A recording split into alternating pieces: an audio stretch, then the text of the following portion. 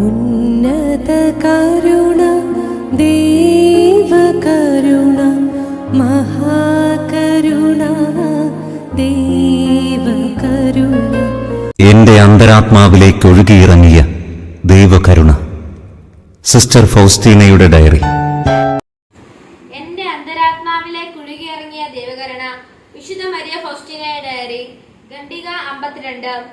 ഈ പ്രേരണകളിൽ നിന്ന് ഞാൻ ഓടിയകലാൻ ശ്രമിച്ചപ്പോൾ വിധി ദിവസത്തിൽ വളരെയേറെ ആത്മാക്കൾക്ക് ഞാൻ ഉത്തരം പറയേണ്ടി വരുമെന്ന് ദൈവം എന്നോട് പറഞ്ഞു.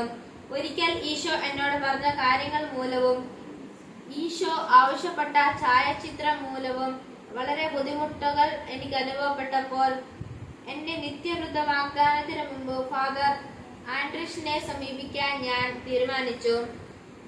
ഇങ്ങനെയുള്ള ഉൾപ്രേരണകളിൽ നിന്ന് ഈ ഛായാചിത്രം പെയിന്റ് ചെയ്യുന്ന ചുമതലയിൽ നിന്ന് എന്നെ ഒഴിവാക്കാൻ അപേക്ഷിച്ചു.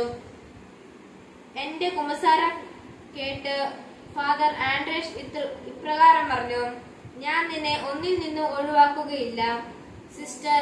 ഈ ഉൾവിളികളിൽ നിന്നെല്ലാം